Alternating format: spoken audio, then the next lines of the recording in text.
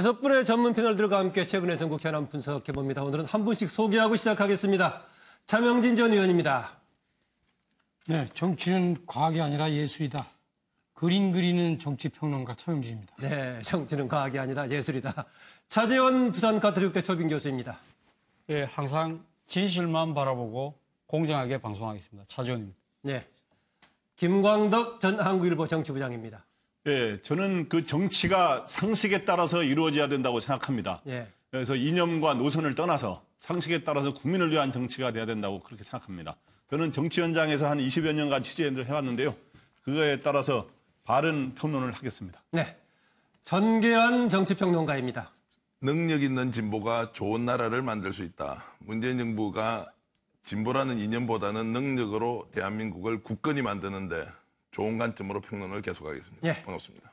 능력 있는 진보를 강조해 주셨네요. 이종근 데일리한 논설실장입니다. 네, 진영 논리와 편가름 없는 세상을 만들고 싶은 이종근입니다. 네, 정혁진 변호사입니다. 네, 얼굴이 큰 변호사 정혁진입니다. 감사합니다. 아, 얼굴이 큰 변호사. 네, 오늘은 아무래도요, 조금 전에 연결해서 봤다시피 자유한국당이 MBC 사장 체포영장 발부 관련해가지고 대국민 투쟁을 선언하면서 일단 국회 참여를 거부하는 보이콧을 오늘 조금 전에 결정을 했습니다. 문재인 정부 들어서 첫 번째 지금 시작되는 정기국회인데요. 시작부터 순탄치 않아 보입니다. 물론 자유한국당을 제외한 나머지 정당들 원내로 봤을 때는 여야 4당이 한국당의 행태에 대해서 코미디라고 비판을 하고 있긴 합니다만은요. 국민들은 어느 쪽에 더 손을 들어줄지 지켜봐야겠습니다. 일단요, 오늘 현장 좀 자료 좀 보고 패널들과 얘기를 나누겠습니다. MBC 사장의 체포영장이 발부됨으로써 이 정부가 이제는 정말로 악수를 확실히 뒀다. 이렇게 저는 생각을 하고, 한마디로 이것은 방송 자각 음모가 드디어 드러났다. 이 자유민주주의 수호의 기능을 하는 우리 언론의 기능을 이제는 말살하는 소름 끼치는 사건이 드디어 발생했다. 저는 대국민 투쟁을 하도록 하겠습니다. 그렇게 하지 않으면 놀이객감이 되고 우스갯감이 되고 저들이 노리는 보수 우파의 괴멸에 희생물이 됩니다. 네, 의원총회였지만은 원내 의원이 아닌 지금 홍준표 대표까지 참석을 해서 상당히 강한 발언을 했습니다. 아까 말씀드렸다시피 정당 구도로는 나머지 모든 정당들은 여기에 대해서 오히려 코미디라고 얘기를 하고 있기 때문에 한국당을 제외한 나머지만으로도 국회 운영을 할 수가 있지만 오히려 관건은 어느 쪽이 국민들의 공감을 얻느냐 그런 겁니다. 오늘 자유한국당의 결정에 대한 패널들의 의견을 좀 들어보겠습니다. 어느 분 먼저 하시겠습니까? 네, 정기현님. 저는 이제 울고 싶은데 뺨을 한 대 맞았다. 생각보다 크게 우는 것 같습니다. 예. 지금 김장겸 그 MBC 사장에 대한 체포영장 발부가 논란이 있는 건 사실이지만 그 자체가 자유한국당의 정기국회 전면 보이콧으로 이어지느냐 약간 생경하고요. 예. 다만 이제 이런 문제 제기에 대해서 저는 여당이 오늘 또 적극적으로 반응을 보인 것은 왜 저렇게 하느냐고 이렇게 할 게 아니라 오히려 제1야당으로서 자유한국당이 왜 저런 주장을 하고 있는지 일단 경청은 할 필요가 있다. 예. 이 문제가 꼬여서 갈등의 골을 깊게 만들면 결과적으로 집권여당인 민주당과 문재인 정부에 부담이 되기 때문에 예. 혹시라도 자유한국당에서 제기한 저런 문제를 들어볼 만한 내용은 있는지 또 MBC 내부의 문제를 국회 안으로 가지고 들어가서 여야 간에 어떻게 처리하는 것이 맞는 건지 좀 적극적으로 논의를 해볼 필요는 있지 여기에 대해서 바로 맞받아치는 것은 좀 곤란하다. 최근에 있던 사례 하나 말씀드리면 예. 이철성 경찰청장 문제가 생겼지 않습니까? 예. 그분의 발언을 놓고 경찰청 내부에서 상당히 논란이 있었는데 그때 김부겸 그 행자부 장관이 했던 게 뭡니까? 내부적으로 해결하는 그렇죠. 거죠. 내부적으로 해결하는 것이고 김장겸 사장이 MBC 내부에서 그 노동과 관련된 부당 노동 행위에 대해서 문제가 있었지만 예. 과연 김영주 고용노동부 장관이 또 저렇게 처리를 하는 것이 너무 급했던 것 아니냐. 아하. 오히려 시간을 두고 언론 예. 문제는 언론 내부에서 좀 처리가 되도록 하고 이것이 안 되면 국회 차원에서 논의를 하면서 마치 정권이 탄압을 하는 것처럼 모습을 비춰줌으로써 오히려 자유한국당이 저렇게 반발하는데 빌미를 제공한 측면이 있기 때문에 예. 지금 이 순간에 이것을 확전 분위기로 가져갈 것이 아니라 어느 정도 제어하면서 뭔가 예. 대화와 협상을 통해서 좀 풀 수 있는 방법을 찾았으면 좋겠다 이런 말씀을 드리겠습니다. 예, 자유한국당이 탄압으로 몰아가는 것은 적절치 않아 보이지만 일정이 이를 추진하는 과정 속에서 좀 그런 꼬투리를 제공한 측면도 있다. 그런 점을 좀 아쉬워하군요. 예, 김광덕 부장 어떻게 보세요? 예, 일단 저는 정기국회가 진짜 민생을 위한 국회가 돼야 되는데 시작부터 이런 순탄치 않은 이러한 파고를 만난 거에 대해서 저는 여야 그리고 이 지금 집권 세력이 다 같이 한번 반성을 해야 된다고 이렇게 생각을 합니다. 예. 그래서 안타까운 상황이고요. 그래서 이 한국당이 저도 오늘 한국당 관계자하고 통화를 해봤습니다만은 굉장히 격앙돼 있더라고요. 보니까 이 뭐 방송 장악 의지를 드러낸 거다 뭐 이러면서 이렇게 하고 있는데 예. 저는 자유한국당이 이런 보이콧이 길어지면 바람직하지 않다. 이렇게 해서 여야가 빨리 타협의 길을 찾는 게 좋다고 생각하고요.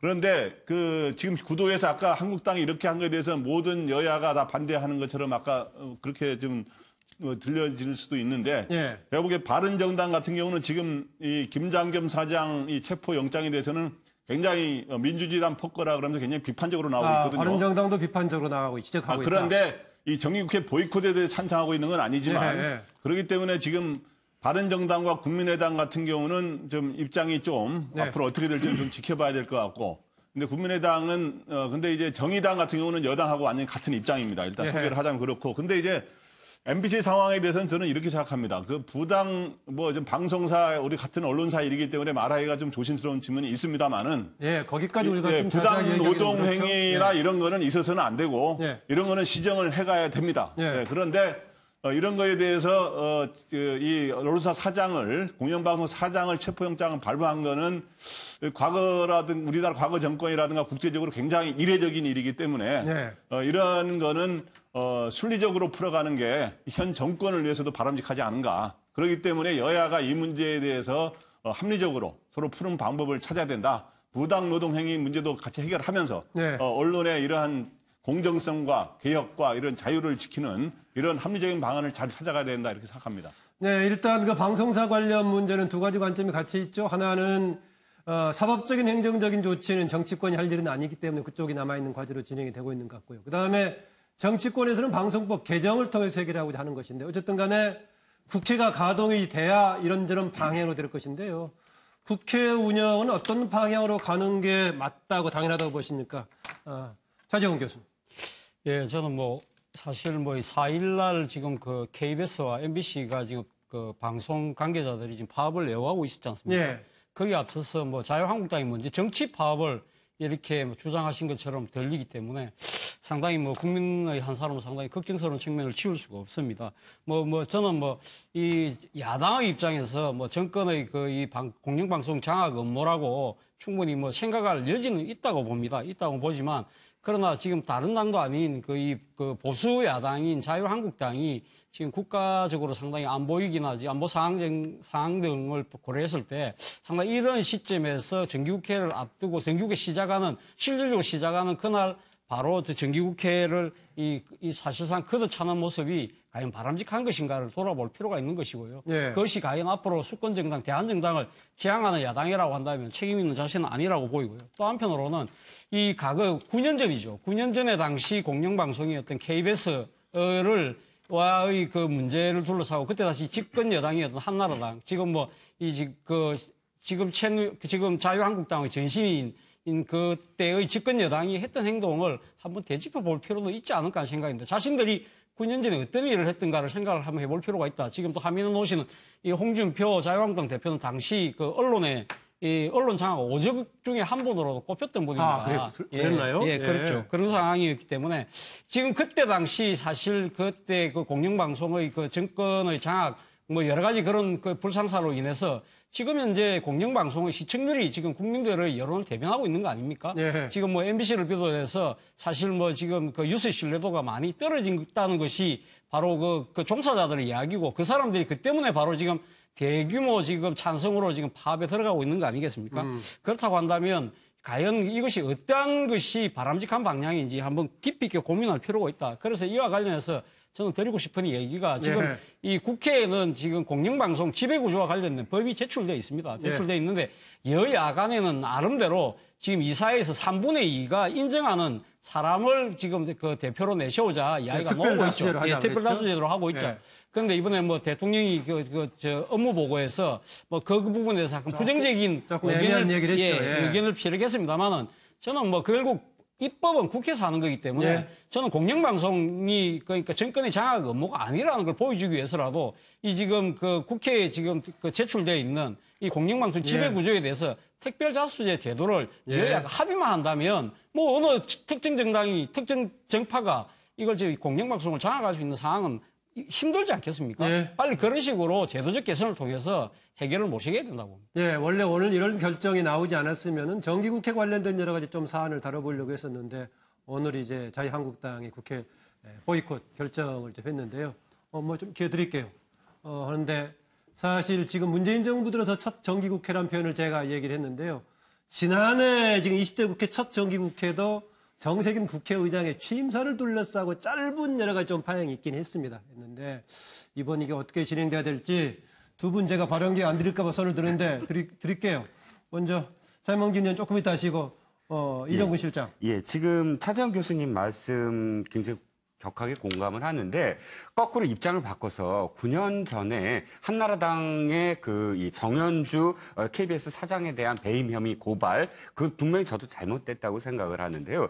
그렇다면 그것이 9년 만에 똑같이 되풀이돼서는 저는 안 된다고 생각을 합니다. 그러니까 정권이 바뀔 때마다 또는 진영이 바뀔 때마다 공영방송의 사장을 교체하기 위해서 고발이거나 혹은 체포거나 이런 것들이 되풀이된다면 사실은 한나라당, 그러니까 지금 자유한국당도 반성해야 되지만 지금 정부도 사실은 그때 어떤 경험, 노무현 대통령이 임명했던 정현주 사장이 그 사실 해임되는 어떤 과정, 파면이 아니라 해임되는 그런 과정을 지켜봤다면 이번에도 너무 급하게 이렇게 모든 것들이 서둘러진다. 저는 자유한국당 오늘 보이콧 잘못됐다고 생각은 하지만 그러나 지금 김장겸 사장의 그 체포 영장 때문만은 아니거든요. 최근의 흐름을 보면 문재인 대통령도 사실 대통령이 나서서 굳이 표현을 지난 정권에서 무너뜨린 게 공영방송이다라는 표현까지 써가면서 사실은 그것을 공격하는 그런 것들이 누적되다 보니까 이 체포 영장에서 자유한국당이 지금 이렇게 보이콧을 하는 어떤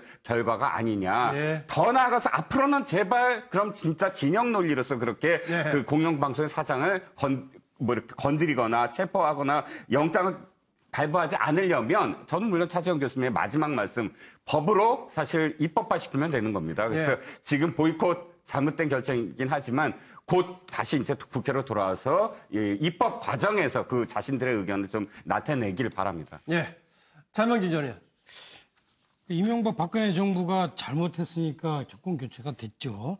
그렇죠? 그런데 이제 그 정권 교체를 하는 주체가 문재인 정부가 이명박 정부, 박근혜 정부 잘못한 거를 그대로 나도 해도 괜찮다. 이렇게 하면은 이게 국민한테 설득력이 있겠어요? 그리고 또. 뭐 그대로 하는 거는 또 입장이 다를 수 있으니까. 지금 방송 장악을 하려는 것이. 제가 볼 때 일반 국민 입장에서도 납득이 안 갈 거라고 보고. 자, 야당이 그러면 너네는 그때 그렇게 해놓고서 왜 지금은 또, 하지 말라고 그러느냐. 그거는 야당이 그때 잘못했으니까 너도 잘못해도 된다 이렇게 얘기하면 안 되잖아요. 그죠?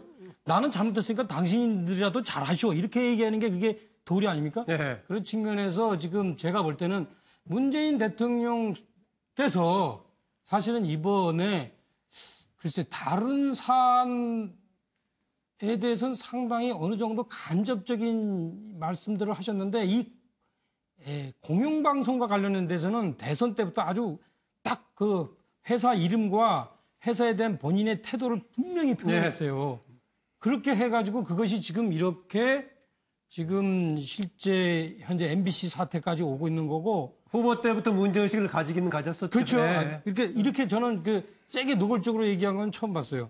문재인 대통령이. 그리고 또 이번에 방송법도 특별다수제 3분의 2가 돼야지만 이제 뽑을 수 있다. 이것도 문재인 대통령이 그거 그렇게 하면 되겠냐라고 또 분명히 또 얘기를 했어요. 그러니까 이것들이 의회에도 지금 작용을 미쳐가지고 네. 앞으로 의회에서 문재인 대통령이 어떤 태도를 표명하지 않으면 의회가 굴러가지 않겠다라고 네. 생각을 하니까 자유한국당이 보이콧을 한 거예요. 네, 알겠습니다. 만약에 이제 문재인 대통령이 나는 이 문제에 관해서는 이 실제 그 민주당하고 자유한국당하고 합의 봐서 하세요. 예. 라고 했다면 우리가 자유한국당이 그 국회 보이콧을 할 명분이 없는 거죠, 지금. 네. 차 교수, 내가 나중에 얘기할 걸 그런 생각이 들긴 하죠. 네, 정영진 변호사 얘기 듣고 넘어가겠습니다. 일선 기자도 아니고 언론사 사장, 더군다나 네. MBC 사장한테 영장을 갖다가 발부한 거는 굉장히 이례적인 일이거든요. 이례적인 일이다. 근데 이제 정우택 대표가 이런 사실을 보고 정부가 악수를 뒀다라고 말씀을 하셨어요. 네. 그런데 사실은 영장을 발부한 기관은 여당도 아니고 정부도 아니고 그 서부지법이거든요. 예. 그러니까 법원이 한 겁니다.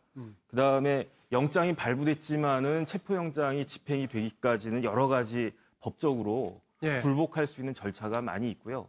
그래서 실질적으로 구금까지 될지는 저도 잘 모르겠어요. 예. 근데 이런 상황인데 그런 법적인 절차라든가 환경에 대해서 자유한국당 내부에 조언해주는 사람들 없을까요? 그 자유한국당 내부에 그 법조인들이 굉장히 많이 있는데 예.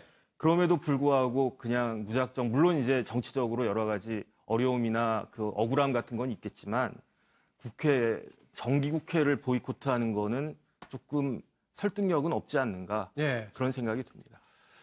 그렇습니다. 아까 이제 몇 가지 얘기가 같이 겹쳐서 나왔는데 하나는 체포영장, 언론사 사장에 대해 체포영장 발부되는 것에 대한 좀 견해 차이가 있을 수 있겠고 그런데 이것을 이유로 해가지고 정기국회를 불참하는 것, 보이콧하는 것이 타당하느냐에 대해서는 자유한국당을 제외한 다른 정당들도 되게 좀 비판적이다. 좀 그런 견해 같습니다. 몇 가지 쟁점이 같이 걸려 있어서요. 조금 더 논의가 필요한 것 같기도 합니다. 다음 주제는 이해운 바른정당 대표 금품수수 논란에 대한 이야기입니다. 판넬을 잠깐 좀 보고 넘어가죠. 그 파장이 계속되고 있는데요. 이미 여러 번 알려졌지만은 그 이른바 금품을 제공했다고 얘기하는 옥모 씨의 주장과 이해운 바른정당 대표 주장이 엇갈리고 있죠. 사업에 수십억 단위의 사업에 도움을 주겠다 약속해서 그동안에 많이 도와줬는데 돌려받은 것은 실패한 이후에 4천만 원 정도 돌려받았다라는 얘기고 그런데 이해운 대표는 그런 사업 약속으로 한 게 아니라 그때그때 필요해서 빌렸었고 차용증을 쓰고 빌렸고 모두 갚아줬다. 사업 수주 약속 없었다. 이런 얘기하고 있습니다. 그렇지 않다라고 얘기해서 옥모 씨는 검찰에 진정서를 제출했고요. 반면에 이해운 대표도 맞고소를 같이 한 겁니다. 또 이런 논의 중에서 보니까 옥모 씨가 이해운 대표가 중간에 소개를 해가지고 유승민 전 대선 후보의 후보 시절에 내부적인 경선 무렵 시기에 3월 달에 그 잡지에 인터뷰를 것도 주선했었다라는 얘기니까 유승민 전 후보 내가 다른 사람을 통해서 아마 그 소개받았던 것 같다. 이 사람을 옥모 씨를 통해서 한 것도 아니고 무슨 대가를 줬던 것도 아니다. 이런 얘기하고 있습니다. 그런 가운데 이렇게 몇백만 원씩에서 1,000만 원씩 이렇게 도움을 받았다고 얘기하는 이해운 대표 국회에 등록 재산만도 65억이나 되는데 과연 그렇게 공공한 형태로서 나오는 몇백만 원씩 빌리고 하는 것이 얘기가 되겠는가라는 얘기가 있고요. 그다음에 다른 건으로 해가지고 정치자금법 위반을 1년째 조사 중이다라고 검찰 쪽에서 얘기를 하고 있습니다. 그러다 이런 상황에서 어제 내부에 워크숍 끝나고 만찬이 약속돼 있었는데 이해운 대표가 이런 사정으로 만찬이 취소가 됐고요. 지금 주호영 원내대표를 통해서 이런 사정에 대해서 이해운 대표 지금 유지할 수 있느냐라고 질문을 하니까 다른 방송에 질문하니까 그것은 본인이 결심할 일이다. 어쨌든 간에 당에 좀 파장이 미치고 있는 것은 분명합니다. 그런데 마침 최근에 여러 가지 보수 정당 내부의 통합론도 제기되고 있다고 하니까 혹시 이것이 이해운 현 대표 통합에 반대하고 있는 독자적인 자강론을 강조하고 있는 이해운 대표를 흔들기는 아닌가 이런 음모론 등등이 나와 있는데요. 몇 가지 우리가 쟁점도 생각해 볼 수 있고 또 하나 의문점도 생각해 볼 수 있겠는데요. 자료를 조금 더 보고 패널들의 의견을 들어보겠습니다. 2015년 10월부터 올해 3월까지 호텔과 사무실, 커피숍에서 이혜훈 대표한테 현금과 명품 가방, 옷, 시계, 벨트, 지갑 등 한 6천만 원 정도의 금품을 제공했어요. 홍보 전문가라고 이미지 웨이킹, 스타일링 등등, 그다음에 코디 이런 걸 도와줬기 때문에 코디 소품을 가져왔고, 그 코디 소품에 대해서는 물품 처리를 하고 구입 비용을 다 완납을 했습니다. 이 모든 것을 다 통틀어서 한 6천만 원 정도. 뭐든지 자기가 당선되면 도와줄 테니까 돈을 좀 달라고 하더라고요. 그래서 3월 8일에 제가 모 호텔에서 현금 500만 원을 줬어요. 되고 나서 4월 14일에 모라는 일식당이 있어요. 당선도 되고 해서 그날 제가 500만 원을 그 자리에서 줬거든요. 빌리기도 하고 갚기도 하고, 그래서 중간쯤에 또 다 이제 갚고, 갚은 후에 또 빌리기도 하고 갚았고, 그다음에 청탁이 있었다든지 어떤 대가라든지 그런 얘기의 돈이 전혀 아니었다라는 말씀을 확실히 드리고요. 저희들도 매우 곤혹스러운 상황인데 객관적인 증거나 이런 과정 없이 서로 추측으로 왈가왈부하는 것 자체는 저는 별로 이 사건 해결에 도움이 안 된다고 보고요. 사법 과정에서 엄정하게 그 잘잘못이 가려질 거라고 그렇게 봅니다. 상황의 진전에 따라서 이 대표가 결심할 상황이고 또 상황의 진전에 따라서 당원들의 뜻이 모아질 걸로 봅니다. 네, 그 옥모 씨가 진정서도 내고 또 고소까지 추가를 했고요. 이혜훈 대표도 지금 고소한 상황이기 때문에 수사 과정 또 검찰과 나중에 판단해서 이제 확인될 문제 같기도 한데, 그럼에도 불구하고 상식적으로 봤을 때 이런저런 부분은 좀 쟁점이 될 만하다라는 것들, 어떤 것들이 있습니까? 정기환 의원. 그러니까 도덕적으로 보면 돈을 수백만 원 주고 받으면서 차용증까지 썼다. 이게 일단 납득되지 않지 않습니까? 근데 정치인들은 제가 듣기로는 그런 일은 흔히 있는 일이기도 하다. 특히 가까운 사람들한테 돈을 좀 빌렸다가 돌려주기도 하고 이런데, 저는 저 사안을 이미 이제 도덕적으로는 이혜훈 의원이 어떻게 했느냐는 것은 대체로 정리가 되는 것 같습니다. 부적절했고, 지금 당대표로서 현재의 직을 유지할 수 있겠느냐는 문제까지 가고 있지만, 법리적으로 봤을 때 저게 대가성이 증명이 되지 않으면 처벌이 가능한 것인가 이런 생각이 좀 들기도 하고요. 물론 옆에 정익진 변호사님이 좀 이따 이제 말씀을 해주시겠지만, 어쨌든 좀 구분해서 볼 필요는 있다. 저는 이제 저 여성이 분명히 의도를 가지고 했을 텐데 그 의도에 대해서는 저는 아직 잘 모르겠습니다. 여성 기업인이죠. 여성 기업인 이제 옥모 씨가 저런 주장을 이제 하면서 계속 지금 언론에 이런저런 얘기를 추가적으로도 하고 있는데, 특히 그 과정에서 특정 언론사를 또 거론했습니다. 거기에서 인터뷰 기사를 내주는 조건으로 수백만 원의 금품을 제공 또는 협찬 광고 같은 걸 했다고 하니까, 그 언론사가 누군지 다 알지 않습니까? 그 언론사도 아마 저분한테 저런 제공을 받았는지도 한번 얘기해볼 필요가 있다. 이런 생각이 좀 들면서 시시비비에 대해서는 검찰 수사를 통해서 밝혀지겠지만, 현재 정황으로는 이혜훈 의원한테 매우 정치적으로는 불리하다. 그러나 그것이 법리적으로 이혜훈 의원이 대가성까지 입증되면서 사법 처리될 수준까지 갈 것인가에 대해서는 저는 좀 더 지켜봐야 한다. 이런 생각을 하고 있습니다. 장명진 전 의원. 이혜훈 지금 의원이자 지금 바른정당 대표 재산 등록 재산 65억인데 사연 이보다 훨씬 더 적죠? 어떻습니까? 네. 지금 좀 추가로 쓰고 있어요? 재산 이혜훈 의원 등록 재산 65억인데요. 저요? 그 10분의 1도 안 됩니다. 그러면 좀 많이 빌렸습니까? 어떻습니까? 3억 정도 됩니다. 많이 빌렸습니까? 평상시에? 저요? 이제 그것보다 이제 이런 거죠. 이제 이 실제 정치인이 쓰려면 돈 쓸 데가 많아요. 아주 많은데 이제 대부분의 경우에 자기 돈 쓰는 게 좀 아깝죠. 그렇죠? 그래서 어떤 사람들은 아예 안 써서 욕을 먹든지, 또 어떤 사람은 자기 돈 쓰는 게 아까우니까 남의 돈을 이렇게 좀 흘깃흘깃하게 됩니다. 그런데 이제 좀 잘 나가는 사람일수록 그런 기회들이 많이 생겨요. 그렇군요. 저도 그런 유혹들을 몇 번 받았어요. 한때 잘 나간 적이 있었어요. 한때 잘 나간 적이 있었으니까. 정말로. 진짜 그때 상당히 부담 없이 주는데. 유혹만 있었습니까? 실제는? 지금 여기서 이런 얘기. 알았습니다. 예. 하여튼 그런데 뭐 조금 한 가지만 한 개만 얘기하면 받았다가 돌려준 적이 있어요. 그러니까 이제 시효가 지났으니까 지금 얘기하는데. 네. 아니 왜냐면은 그 분위기라는 게 너무 자연스럽거든요. 그리고 그냥 그 예를 들어서 사업 차원에서 주는 게 아니에요. 아주 이게 상당히 그 친형제처럼 이렇게 관계를 만들어 놓고 주기 때문에 아무 그때는 전혀 조건 없이 주는 것 같이 하기 때문에 그 상당히 그때는 혹하게 되거든요. 근데 나중에 이제 그러한 부분에 대해서 이 사람의 뒷배경이 뭔가 이런 걸 생각하면서 바로 돌려줬는데 밤에 잠을 못 자니까 저희 처가 당신은 그거 받아서 잠 못 자는 해서 손해 보는 게 더 크다 해가지고 거기까지 하시고요. 시간 제약돼 있으니 그림 설명해 주시죠. 그 그런 이제 사례들이 이제 누구나 있을 거예요. 그래서 이혜훈 의원도 제가 볼 때는 그런 유혹들을 받았을 텐데 그때 정치인은 이제 교도소 담장이를 걷는 존재라는 것을 인식한다면 이 사람이 왜 주냐 이런 부분을 따졌을 거예요.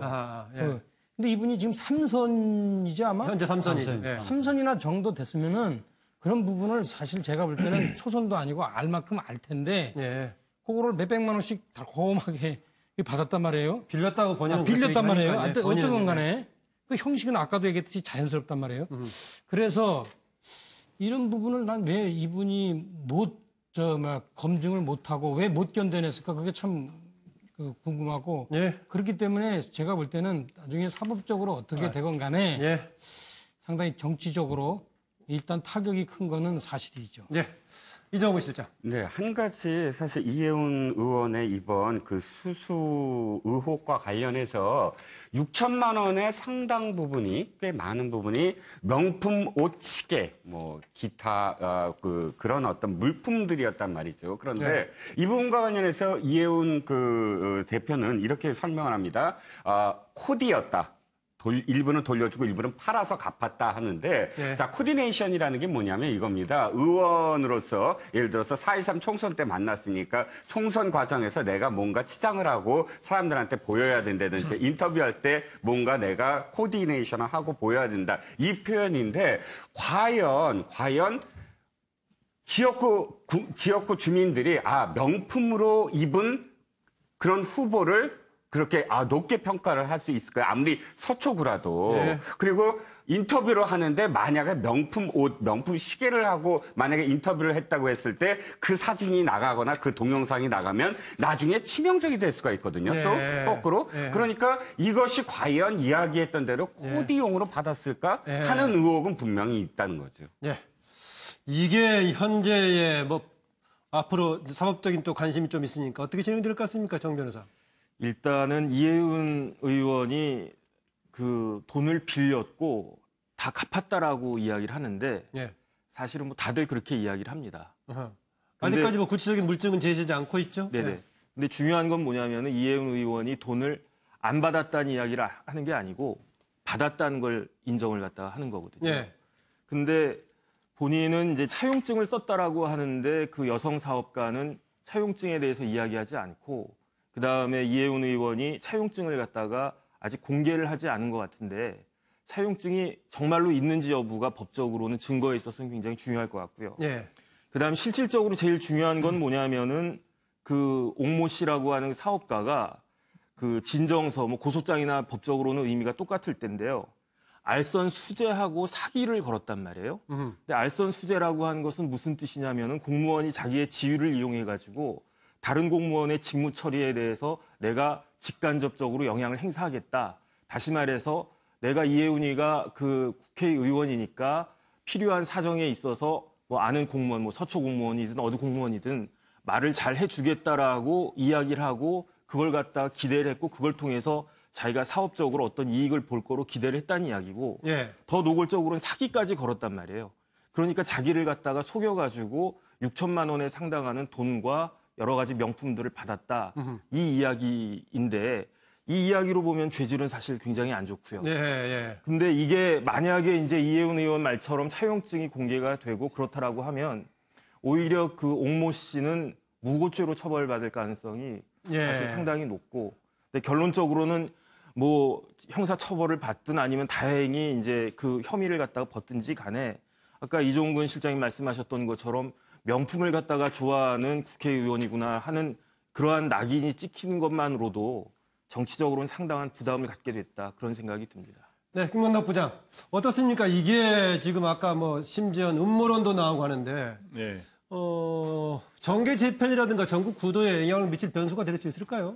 네, 변수가 될 수 있죠. 어떻든 이해훈 대표의 이 문제는 지금 현재 아까 이제 법적인 걸 이야기해 주셨는데 돈을 6천만 원 가량의 금품이라든가 여러 가지 명품이라든가 이런 걸 받았는데 4천만 원은 갚았다고 이제 옥시도 이야기를 하고 있어서 근데 이해훈 대표는 다 갚았다고 이야기를 하고 있는데 그렇기 때문에 과연 이게 대가성이나 청탁이 있냐 해서 법적으로는 논란이 되겠습니다만 어쨌든 도덕적으로 상처를 입은 것은 사실입니다. 그런데 이 바른정당의 지금 현재 국회의원이 20명이어서 단 몇 명만 빠져도 국회 교섭단체가 흔들리잖아요. 네. 이런 상황에서 또 최근에 자유한국당하고 통합론이 마침 나오고 있는 시점에 이 사건이 터져서 혹시 이런 거를 혹시 바른정당을 흔들려는 세력에 의해서 혹시 옥시가 영향을 받아가지고 한 거 아니냐라는 심지어 일각에서는 이제 바른정당 일각에서는 그런 음모론까지 나오는데 대구가 그렇게 체계적인 음모가 있었다고 저는 보지는 않습니다만은 어떻든 현재 이러한 바른정당은 진짜 말 맞다나 숫자가 적기 때문에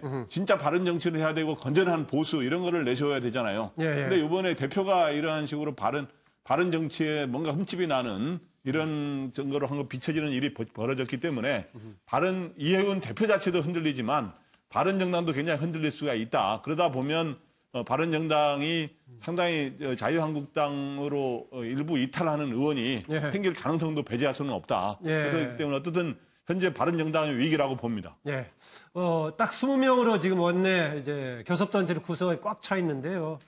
경우에 따라서는 외부로부터의 압박이라든가 위기 요인이 등장했을 때는 더 뭉치는 경향이 있는데 이거에 과연 내부적인 요인이 될지 내부적인 비리로 결론이 나가지고 오히려 자충수가 될지 이거 지켜봐야겠는데 어쨌든 타격의 정도의 차이는 있겠지만은 영향을 미치는 것은 분명해 보입니다. 상대적으로 지금 같은 보수 정당 계열 중 하나인 자유한국당 관련을 조금 얘기 나눠봅시다. 판례를 좀 보죠. 워낙 지금 오늘 정기국회 보이콧을 해버려가지고 문제가 커졌습니다만은 최근 진행되는 과정은 자유한국당 내부의 혁신 얘기였습니다. 혁신하니까 뭔가 크게 다양한 게 있는 것 같은데 자유한국당 혁신 내용으로 구체적으로 전개되는 걸 보면은 되게 두 가지입니다. 그동안에 나오는 것 보면. 하나는 박근혜 전 대통령 관련 출당 논란 문제고 또 하나는 박근혜 대통령을 비롯한 나머지 친박들의 좀 문제인데 최근에 와서는요, 혁신위를 중심으로 해가지고 구체적인 사람들까지 거론하면서 친박들의 청산 얘기를 하고 있습니다. 하는데 지금 혁신위에서 사람들 기명까지 해가지고 구체적으로 적시해가지고 청산 대상을 넣을 것인가 말 것인가 이런 얘기를 하고 있는데 과연 박 전 대통령 어떻게 할지 또 여기 지금 우리 패널로 나와 있는 차명진 전 의원의 경우도 박 전 대통령이 출당하고 자유한국당의 혁신하고 무슨 관련이 있느냐 이런 문제를 제기하는 사람도 있습니다.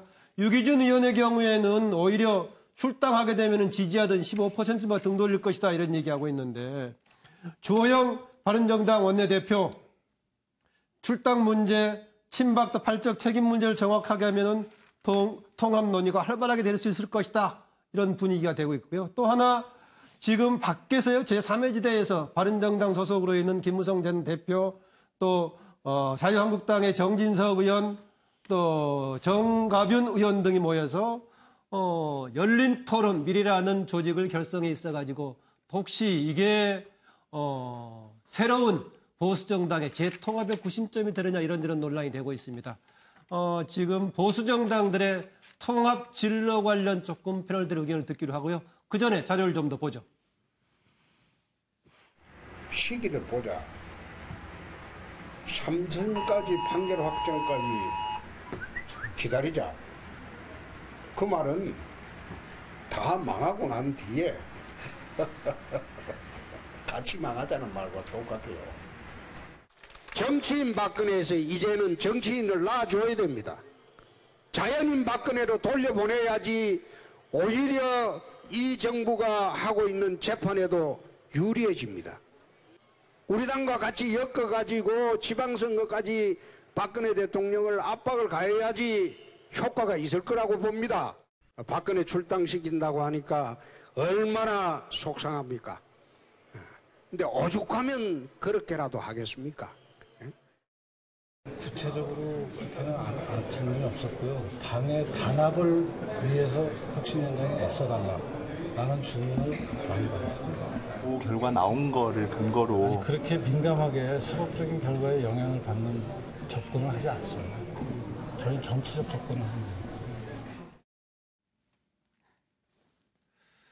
예, 자유한국당의 혁신 얘기하면 계속 박근혜 전 대통령의 출당 문제, 친박 문제가 나오는데 과연 이것이 핵심적인 자유한국당 혁신 과제인가? 또 그렇더라도 과연 이것을 말뿐만이 아니라 실제로 이뤄낼 수 있는 것인가? 어떻게 보세요?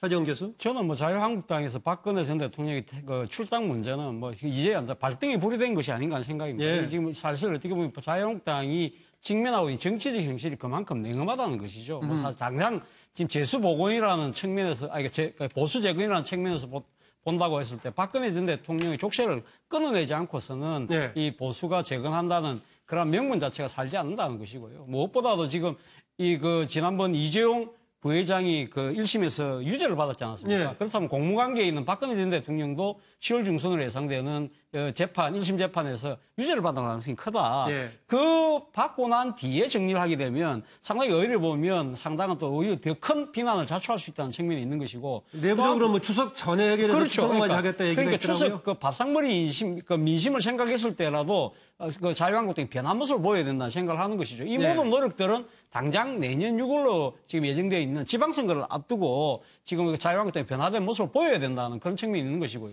또 한편으로는 홍준표 대표 입장에서는 자신이 지금 사실 당대표가 됐지만 아직까지 당내에는 친박계라고 불리는 예. 구 세력들이 상당한 영향을 갖고 있지 않습니까? 이러한 부분들에 있어서 박근혜 전 대통령으로 상징되는 구 세력들을 이 정치적 영향력을 축소시켜야만 예. 자신이 원하는 쪽으로 당을 끌고 갈 수 있다. 그런 생각도 있는 것이고 또 한편으로는 박근혜 전 대통령의 출당이라는 고리를 채움으로써 이 바른정당을 흡수 통합할 수 있는 하나의 정치적 명분도 만들 수 있다. 예. 뭐 그런 측면에서 어떻게 보면 지금 뭐 혁신위에서는 뭐 이 논란이 있습니다만은 일단은 일단 이 지금 당규에 보면 일단 이 강제 출당하기 전에 예. 자진 탈당을 아마 권고하고 열흘 정도 동안에 아무런 지금 반응이 없을 경우에는 자동으로 되는 거죠? 출당되는 예, 예. 그런 식의 수순을 밟을 가능성이 저는 커 보인다. 예. 물론 그 안에 내부적으로 상당히 반발이 일어날 수 있지만 그 반발까지도 지금 어떻게 보면 오늘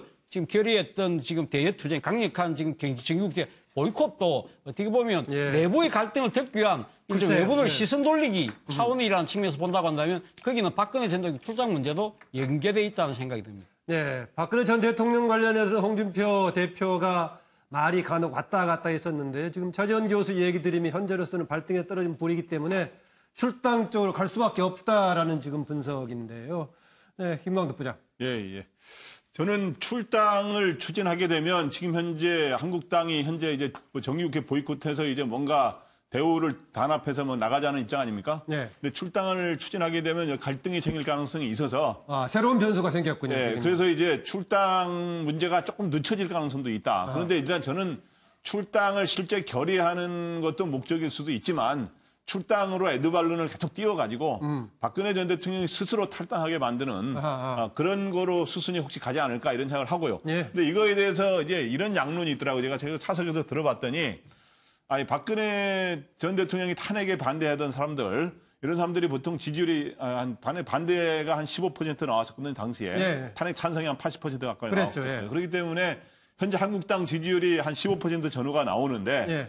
박근혜 전 대통령을 강제로 출당할 경우에는 지지율이 그 중에 절반 가까이가 빠지게 된다. 탄핵 자체를 반대를 지금도 주장하고 있는 새로운 정당이 생겼죠? 예, 대한애국당이던가요? 예, 있습니다. 그래서 그런 사람들이 태극기 집회를 지지했던 사람들이 빠지기 때문에 지지율이 15%에서 저기 8% 나온 것도 있습니다만은 다른 조사에서는 이제 15% 전후 나오는데 높게 나온 건 그렇게 나오죠. 예. 그래서 이제 지지율이 절반 이상 빠진다 이런 주장이 있는데 또 한편에서는 이런 주장이 있더라고요. 보니까 태극기 집회에 최대 나왔던 5만에서 10만 명 이 정도만 확실하게 박근혜 전 대통령을 지지하지 대세에 지장 없다. 그렇기 때문에 출당을 하는 게 맞고 그런 양론이 있는데요. 보니까 그런데 어떻든 이렇게 출당을 추진하게 되면 어떻든 여러 가지 당내 갈등이라든가 이런 것들이 생기는데 예. 그런 거는 어떻게 될지 이제 좀 지켜봐야 될 것 같습니다. 그러니까 박근혜 전 대통령의 출당 문제하고 친박 청산이 당의 혁신 논리에서 제기되는 것이기도 하지만은 또 한편으로는 사실상은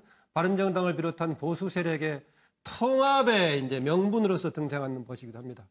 차명진 전 의원은 제가 사실상 우리 그 스페셜 시간에 입장을 정확하게 몇 번 거쳐서 했기 때문에 이번에 좀 다른 생각이 있다면 똑같은 얘기면 짧게 해주세요.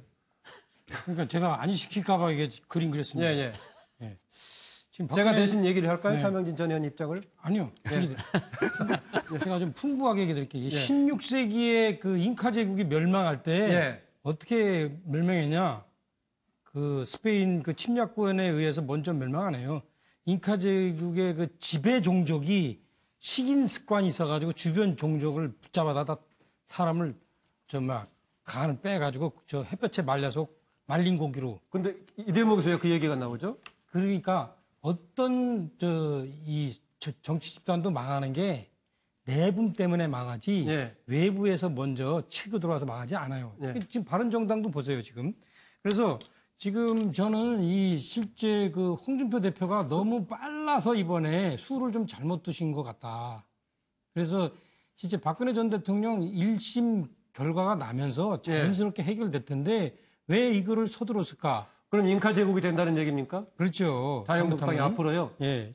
지금 아까 얘기하잖아요. 그 언론인 출신 그 김광덕 그 패널조차도 예. 지지율 더 빠질 거다 이러잖아요. 그러니까 저는 원래 여론조사 안 믿는데 왜냐면 제가 선거 일주일 전까지 2배로 이겼다가 졌거든요. 그러니까 예. 여론조사 안 믿는데 그럼 투표 결과는 믿죠? 예, 그럼에도 예. 투표 결과는 믿어야지 그건 어떻게 해요. 예. 그런데 하여튼 그러니까 지금 이게 분위기가 중요한데 그 분위기도 그때 그 제가 느끼는 분위기하고 여론조사하고 다르더라고요. 예. 그래서 지금도 이 현재 이렇게 홍준표 대표가 이렇게 저작거리에 나가서 한번 얘기를 들어보면 아, 박근혜 전 대통령에 대해서 그분이 정치적으로 여러 가지 문제가 있어서 탄핵을 당했지만 예. 그렇다고 그분을 당해서 내치는 거는 실제 한국인의 정리상 맞지 않다. 네. 그렇고 김광덕 그 패널이 얘기했듯이 지지율도 안 오르고 예.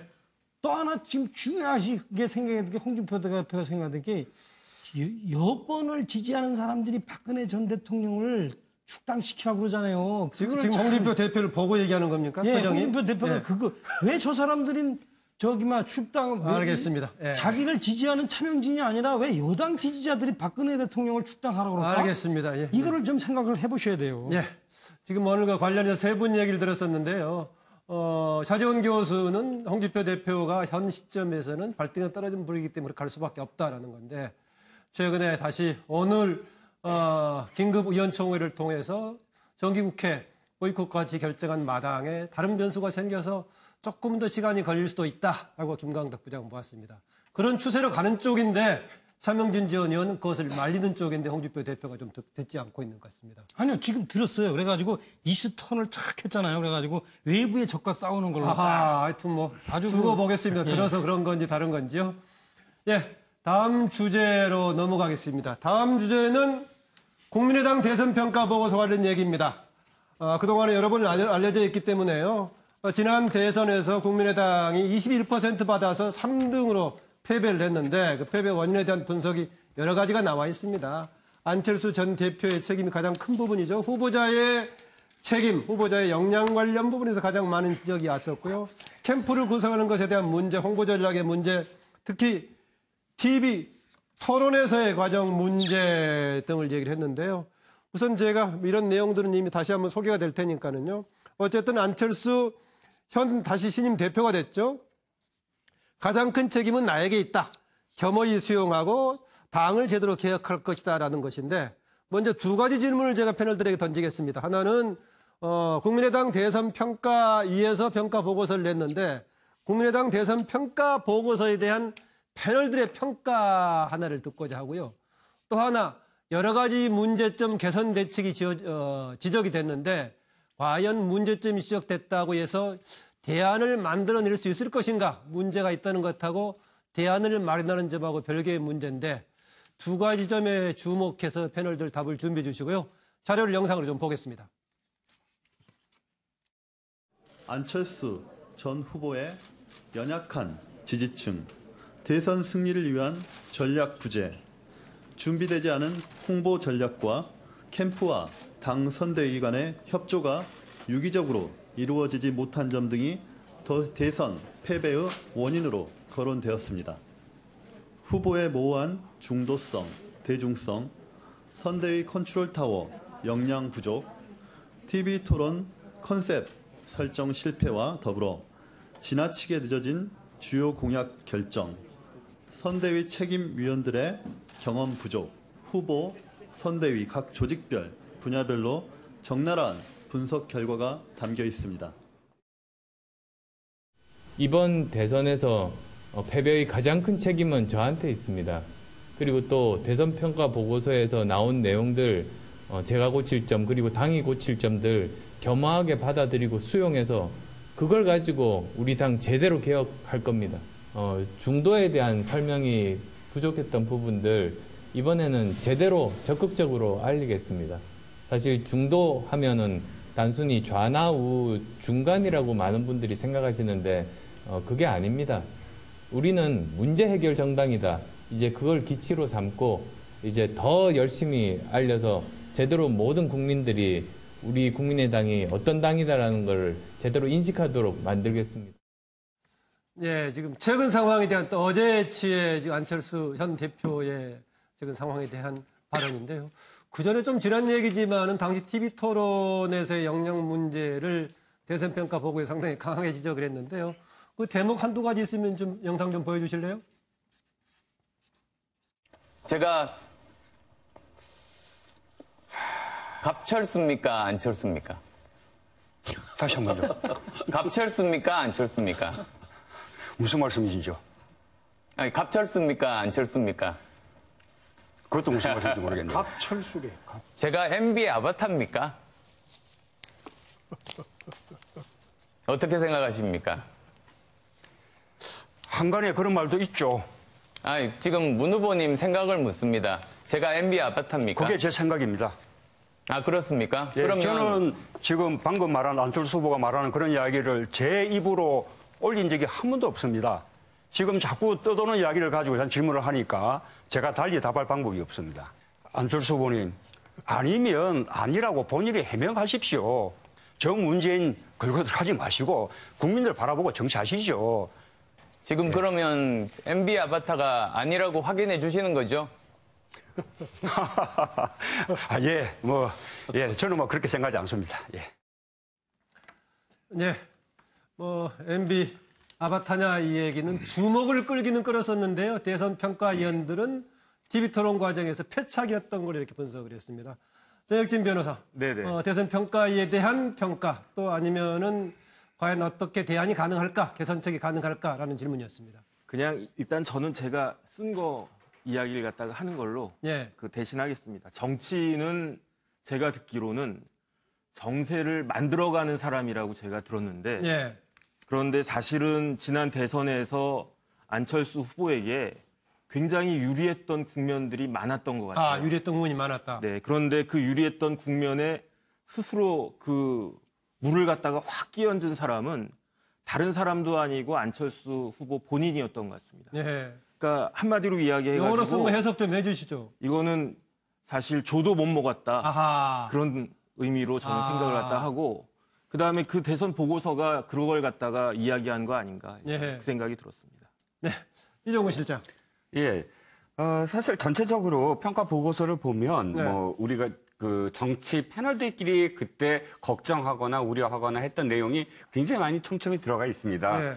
철학도 잘못됐고 과정 또 조직에 대한 문제 또 말씀하셨듯이 그 후보자 개인에 대한 문제까지 다 이렇게 총망라되어 있는데 제가 보기에 가장 큰 문제는 사실 당과 후보자가 유리돼 있었다. 후보자는 개인기로 자기의 어떤 비선까지는 아니지만 자기가 극소수 측근들에 의해서 네. 이렇게 의존했던 어떤 부분들이 있었고 당은 당대로 당의 조직을 제대로 활용도 못하고 후보자에 그냥 끌려가는 그런 모습들이 계속 비춰졌는데 네. 문제는 이 평가 보고서라는 것이 만든 이유가 사실은 이 거듭나보자. 정말 네. 이런 것으로서 우리가 반성을 하고 조직이라든지 혹은 대표, 그 당대표의 문제라든지 이런 모든 것들을 한번 종합적으로 분석해서 앞으로 이런 패착을 하지 말아야 된다라는 의미로 평가보고서를 만드는데 네.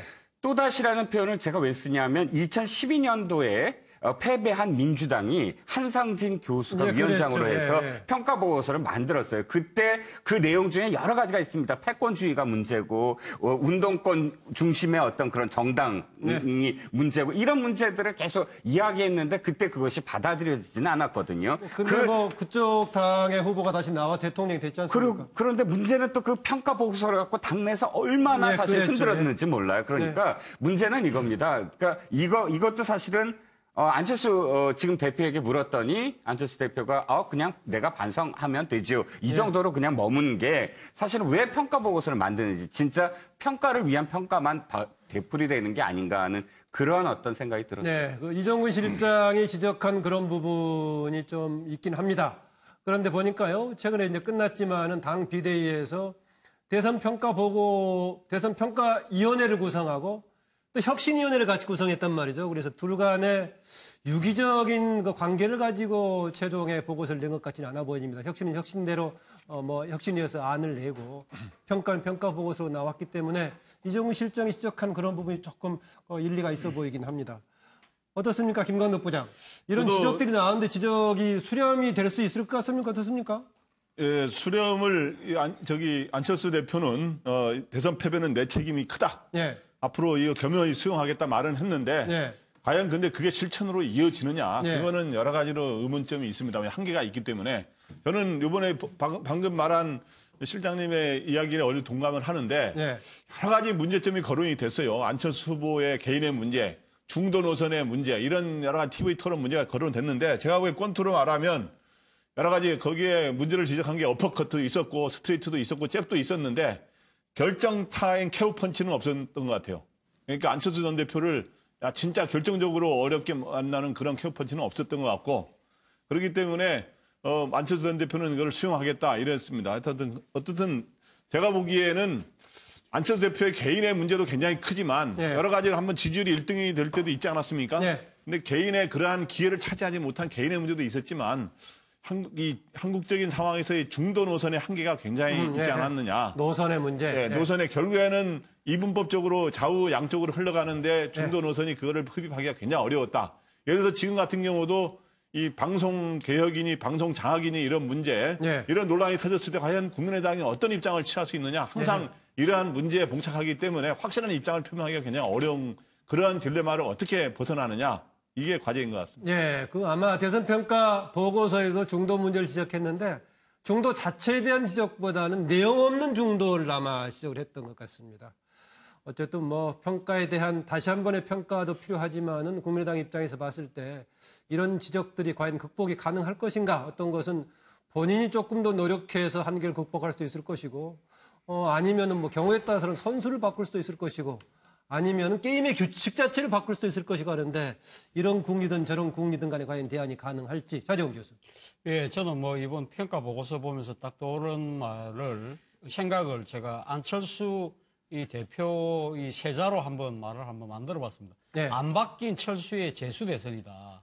라는 생각이 들더라고요. 사실 어제 그 평가 보고서에 보면 이번에 실패한 게 세 가지입니다. 내용 없는 중도주의, 그리고 이제 박지원 상황론, 세 번째는 또 공조직을 무시한 이너스클의 전행, 뭐 이 정도로 정리되는데 사실 따지고 보십시오. 2012년도 이 안철수 대표가 처음 이 대선에 도전했을 때도 마찬가지였습니다. 그러니까 이 지금 그 내용 없는 중도주의 자체가 이 모함을 말한다고 한다면 당시 안철수 이 후보가 이야기하던 이 지금 지향책이 뭐냐, 새 정치가 뭐냐에 대한 여러 가지 우려가 있을 거거든요. 그것이 5년 뒤에도, 지금 4년 뒤에도 또 반복이 됐다는 것이죠. 그리고 박지원 상황론으로 지금 대변되는 이 선거 과정에서 이슈가 제기됐을 때 항상 적극적으로 대응하지만 도가 끌려간다. 본인이 이 판을 주도해가는 이슈를 먼저 선점하지 못한다는 것이 이번에 또다시 되풀이 됐습니다. 그리고 지금 공조직 대신 이너스클에 의존했다는 부분은 2012년도에 진신 캠프의 실패에도 상당히 중요한 원인으로 지적됐던 부분이거든요. 이것이 또 반복됐다는 것이죠. 사실 지난 2012년 이 대선 실패하고 난 뒤에 안철수 대표가 그러니까 어느 자리에서 이런 이야기를 한 적이 있습니다. 안철수의 강점이 뭐냐? 같은 실수를 두 번 다시 되풀이하지 않는 것이 나의 강점이라고 이야기했는데. 그렇습니다. 본인이 그렇게 얘기했죠. 그렇죠. 그런데 이번에 다시 되풀이됐다는 것이죠. 그렇다고 한다면 앞으로 가면 어떻게 할 것이냐? 결국은 안철수가 바뀌지 않는 이상 앞으로도 상당히 힘들 것이다. 그래서 어제 이 보고서가 나오고 난 뒤에 본인이 이 언론 인터뷰를 통해서 모든 것은 내 책임이다. 네. 내가 바뀔 거라고 이야기를 했습니다만은 과연 안철수 대표 본인이 바뀔지 안 바뀔지는 뭐 본인만 알 수 있는 거 아니겠습니까? 네. 그 부분에 대해서 아마 지지자들이 아마 두 눈 부릅뜨고 지켜보지 않을까 하는 생각이 듭니다. 네, 정기환 대표 여기까지 듣겠습니다. 지난 대선 평가라고 하면 뭐 모든 게 안철수 후보에 의해서 뭐 실패로 정리가 된 것이고요. 저는 뭐 과거에 대해서는 뭐 다들 말씀해 주셨으니까 저는 이제 미래 안철수 후보 또는 정치인 안철수가 가야 할 길이 뭐냐에 대해서 굉장히 비관적으로 지금 보고 있습니다. 저는 미래를 비관적으로 보고 있다고요? 이제 다르게 말씀드리면 안철수 후보가 꿈꾸는 것은 결국 대한민국의 대통령이지 않겠습니까? 당 대표를 계속 한다거나 국회의원을 5선까지 가서 국회의장을 하는 것이 목표가 아닐 텐데. 예. 그러면은 지난 대선의 패배라는 것은 게임으로 보면 대선 패배지만 실제로는 안철수 정치의 실패였다. 그러면 그 실패라는 것이 이제 원인을 진단해서 앞으로 어떻게 갈 것인지 새롭게 이제 청사진을 내놔야 하는데 저는 이제 조직 장악력, 특히 이제 당 대표로서 또는 당의 사실상 얼굴로서 어느 정도의 헌신성과 조직 장악력을 가지고 있었느냐.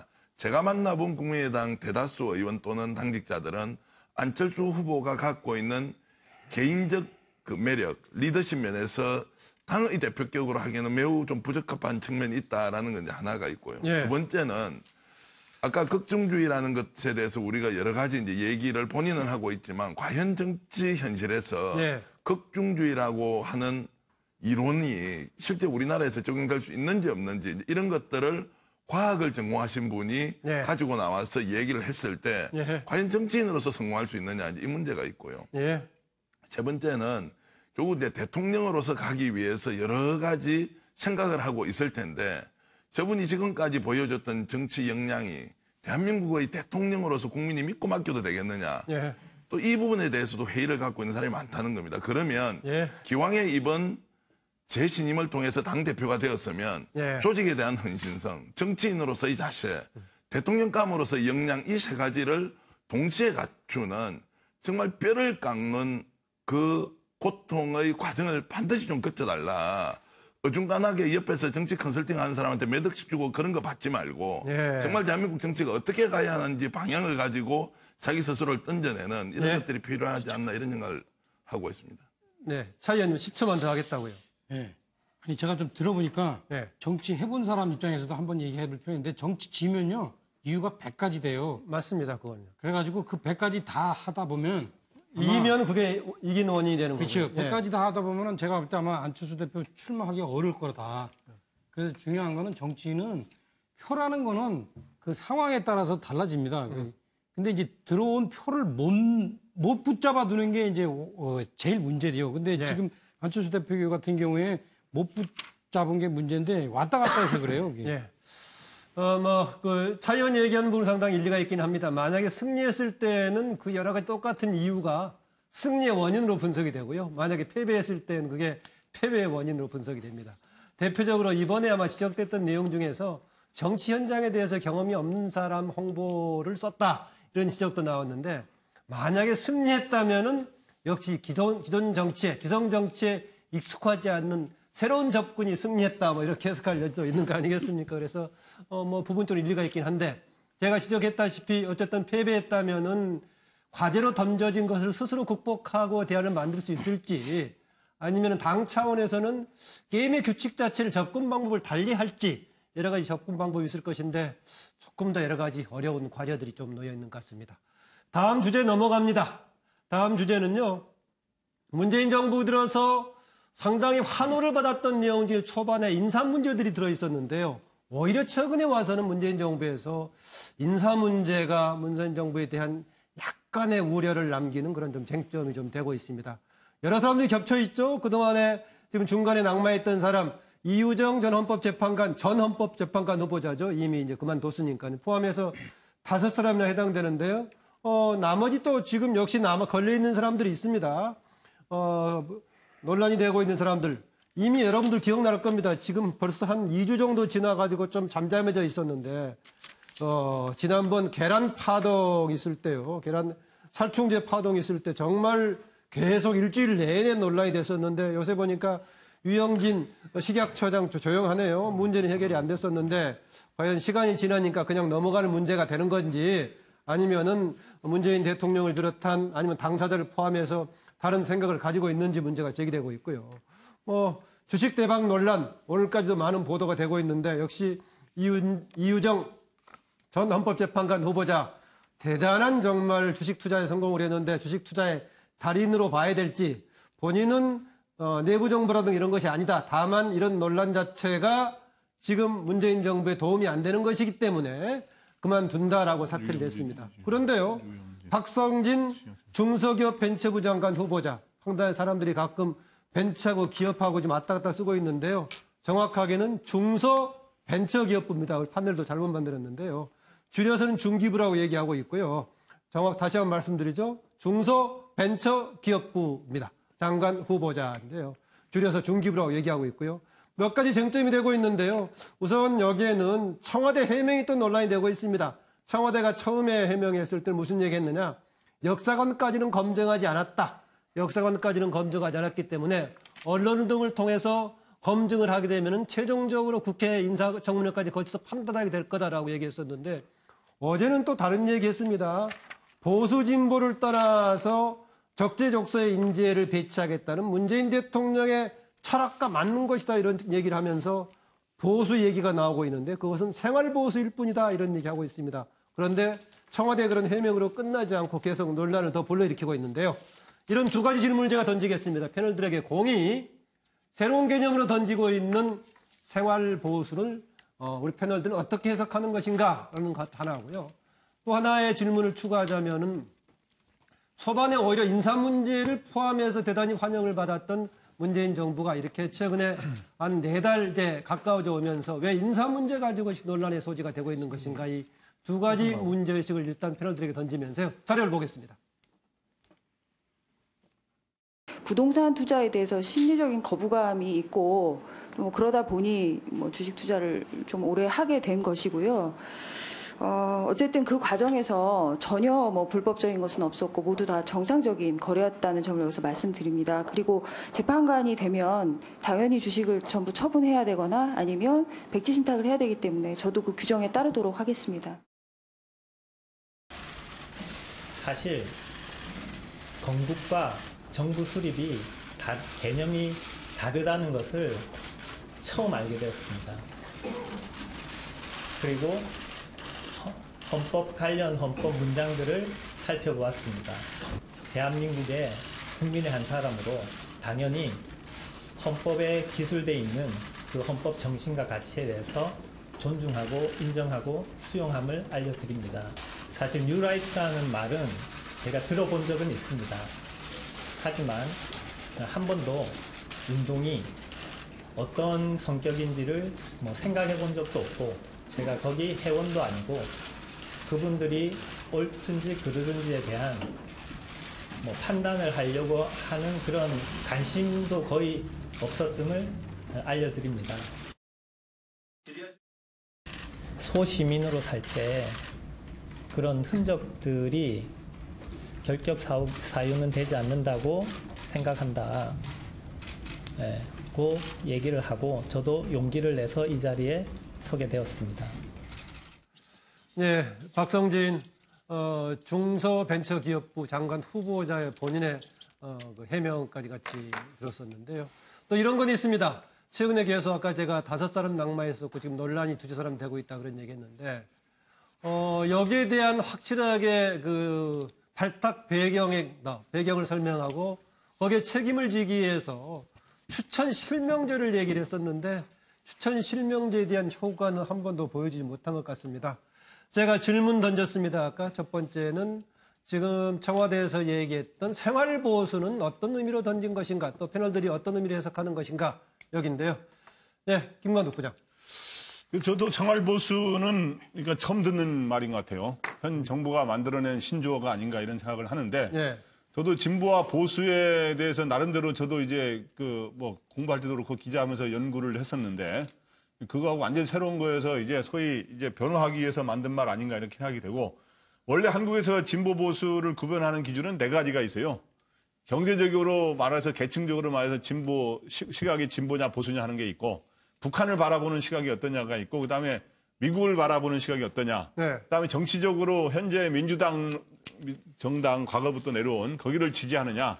지금 현재 보수 정당을 지지하느냐. 이런 거로 이제 크게 4가지로 나뉘는 거를 우리가 여론조사로 해본 적이 있는데 그러나 자기가 진보 보수를 뭐로 생각하느냐 했더니 가장 일치하는 게 북한, 미국을 어떻게 바라보느냐 하고 자기 정치적 보수 진보하고 굉장히 연관관계가 제일 높은 걸로 나타났어요. 그런데 원래 유럽은 경제적인 시각으로 바라보는 게 대부분 진보 보수를 나누는 건데 근데 생활 보수는 아마 이제 문화적으로라든가 생활적으로 볼 때 이 사람은 진보적이고 이 사람은 좀 보수적이야 하는 게 있지 않습니까? 예를 들어서 그 뭐 머리를 길게 뭐 짧게 잘 자르고 바르게 하고 다니느냐 뭐 이런 거. 근데 그런 건데 저는 그 논리에 동의할 수가 없는 게 일단 이분이 이 박성진 후보자가 자기는 역사의 무지에서 생긴 일이라 그랬는데 한국 역사에 대해서 굉장히 자세한 내용이 들어간 연구 보고서를 2015년에 그렇죠. 제출했다. 거기에 이승만 전 대통령을 옹호하면서 이런 자유민주주의 체제를 옹호하기 위해서 독재가 불가피했다.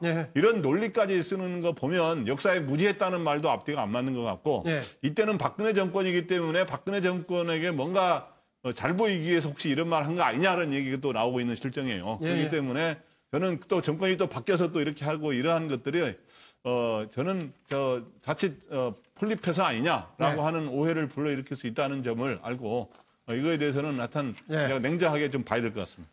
아까 나왔던 사전적으로 지금 생활보수라고 했던 것 아까 한번 그 내용 다시 한번 보여주실래요? 생활보수의 사전적인 정의는 이렇게 나와 있는데 사고나 정치적인 성향은 진보적이나 실제 생활에서는 무대책으로 보수 성향을 치우치는 층을 말한다. 네이버에 이렇게 나와 있다는 겁니다. 그런데 정치 성향은 진보적이나 생활에서는 보수 성향 이런 경우가 종종 있죠. 혹시 강남좌파 그런 거 아닌가요, 정기현 의원?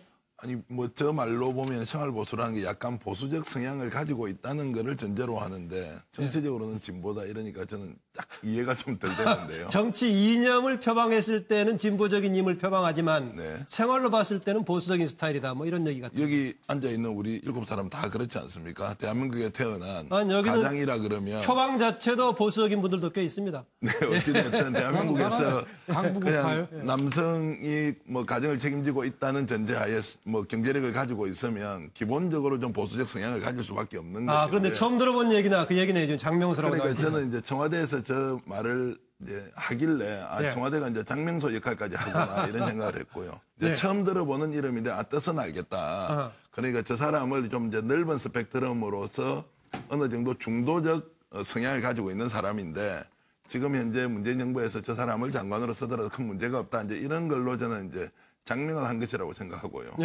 저는 앞서 나와 있던 이제 세 분 중에서 그 이제 이유정 그 후보 같은 경우는 자진 사퇴를 했고 또 그 식약처장 같은 경우는 아직 자리를 버티고 있지만 박성진 후보 같은 경우는 한 번쯤 더 우리 사회가 기회를 주는 것이 맞다. 본인이 자기 고백하듯이 종교 문제에 대한 것, 이념 문제에 대한 것을 이야기했다면 최소한 청문회 과정에서 저 사람이 장관으로서 역량을 어느 정도 가지고 있는지 검증을 하고 난 뒤에 도저히 장관으로서 부적합하다 이제 이렇게 판단이 되면 아마 스스로 물러날 것 같고요. 그 이전까지 지금까지 해왔던 것에 대해서 본인은 부정하고 또 결론은 남아있는 이걸 가지고 우리가 너무 엄격한 잣대로 저 사람은 문재인 정부의 방향과 맞지 않다고 하면서 내치는 것은 우리가 앞으로 어떤 장관을 뽑아서 어떤 검증 절차를 거칠 때 너무 가혹한 처사다.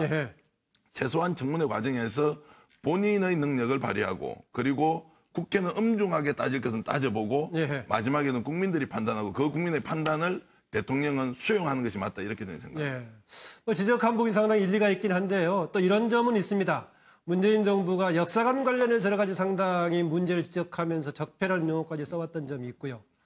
또 하나는 이번에 인사를 할 때 애초에 보수 진보하고 상관없이 적재적소의 배치가 우선이었다라고 얘기한다면 좀 타당할 법도 한데 뭐 그런 점이 아니라 결과적으로 이렇게 나오는 측면이 있습니다. 장명진 전 의원은 이번은 새로운 얘기죠? 그렇습니다. 네. 저는 항상 새 것만 얘기하잖아요. 아까 뭐 똑같은 얘기를 몇 번째 하는 것 같아서요. 뭐. 박근혜 전 대통령 출당하면서 똑같은 질문을 계속 하시니까. 그래서 아까 넘어가려고 했는데 하겠다고 해서. 저보고 입장 바꾸라는 얘기니까. 이번의 말씀이죠. 이 문재인 정부의 어떤 인사인지는 모르지만 박성진 씨가 생활 보수여서 괜찮다라고 얘기한 거는 다른 분들 저는 별로 이렇게 그걸 심각하게 생각하지 않는데 저는 두 가지 점에서 아주 심각하다고 봐요. 첫째, 문재인 정부는 인사 기준을 그 사람의 어떤 총체적인 이념적 성향 그것을 낙인 찍어서 그것이 되느냐 안 되느냐를 보는구나. 야, 참 위험하다. 그죠? 근데 국무위원급은 그런 거 좀 봐야 되지 않나요? 중소기업부 장관이고 그 문재인 정부에서 스스로 얘기하듯이 교육부 장관도 아니란 말씀입니다. 그런데 이런 분들을 하나하나 이념적 성향 그렇게 낙인 찍어서 된다 안 된다 하는 것이 정말 위험하다 저는 그런 생각하는 거고요. 그림 좀 설명해 주세요. 그다음에 두 번째는 이 박성진 씨를 생활 보수로 규정한 것 자체가 어떤 모순이 있냐. 문재인 정부에서 이렇게 보면은 그렇다면은 전체 진보, 머리도 몸도 양인 전체 진보. 또 그다음에 이번에 얘기했던 생활 보수, 머리는 양, 몸은 늑대. 그렇죠? 그러니까 몸은 보수, 머리는 진보. 소위 말하면 강남 좌파의 색다른 용어인데 요즘 그러니까 보수가 빨간색이 됐군요. 그렇죠. 그러니까 이제 보수가 빨간색이잖아요. 그런 부분만 자기네 편이고 다른 부분 예컨대 전체 보수 이런 사람 그다음에 저 같은 사람 생활은 진보인데 머리는 우파인 사람 저 색깔을 좀 칠하다 보니까 즉흥적으로 되니까 아랫도리까지 이게 빨간색인데 이제 아랫도리는 빨간색 아니에요? 색깔이 부족해서 그랬군요. 아니요. 칠하다 보니까 아까 차 의원은 정확하게 뭐라고 생활은 진보인데 생활은 별 볼일 없는데 그렇죠? 생활은 럭셔리하지 않는데 걸어다니는데 머리는 보수인 사람 이런 사람은 그러면 안 쓰겠다는 거 아니에요? 지금 문재인 정부에서는 그래서 이런 실제 그러면 모순이 생기는 거예요. 그래서 박성진 씨도 제가 보면 잘못 규정했어요. 이분이 자수성가한 사람인데 생각이 사실은 보수적이었단 말이에요. 그렇죠? 그런데 이분한테 그 사람은 원래 그게 아니라 보수, 강남 좌파야. 이렇게 얘기한 거는 이분을 제대로 규정을 못 해가지고 이분이 결국에는 내가 좀 줄여줄 수 없어요. 좋은 얘기인데. 건국절이나 이런 거를 제가 몰랐다고 시인하게 되는 그런 그죠? 그런 아주 해프닝을 빚게 만들었잖아요. 그래서 하여튼 제가 볼 때는 그 두 가지 점에서 큰 참 문제가 있었다 봅니다. 아까 그 생활 보수에 대한 아까 네이버 개념이 나왔었는데요. 이후에는 차명진 의원 이야기한 생활 진보의 의미에 대해서 나올 법합니다. 네, 자지원 교수. 제가 지금 논평 들어가기 전에 제가 우리 차명진 전 의원께 한번 여쭤볼게요. 그림에 보니까 진보는 보니까 양이라는 건 알겠는데 보수는 지금 뭘 그린 건가요? 늑대를 그린 거예요. 그러니까 현 정권이 지금 이제 잡았으니까 그 이제 양으로 쳐주는 거지 내가. 쳐줬다. 근데 늑대로 보수를 그린 이유는 뭡니까? 조금 아까 얘기했잖아요. 현 정권이 지금 이제 진보적인 정권이 잡았으니까 저 같은 보수는 늑대로 취급하고 우리가 해준다. 실제 늑대인지 모르겠어요 또. 상당히 재밌는. 그럴 때는 양하고 늑대로 구분을 하지 말고 개하고 늑대로 해야. 너무 나중에 그렇게 하시고. 차 교수. 우리 동아의 선악 구분 자체가 양하고 늑대하고 노니까 너무 이 보수나 진보 자체를 이 선이냐 악으로 구분한 것 같아요. 색깔도 바뀌었으니까요. 그러니까요. 근데 저는 사실 이 지금 보수나 진보라는 그 자체를 선과 악의 개념으로 본다는 건 좀 말이 안 되지 않습니까? 그죠?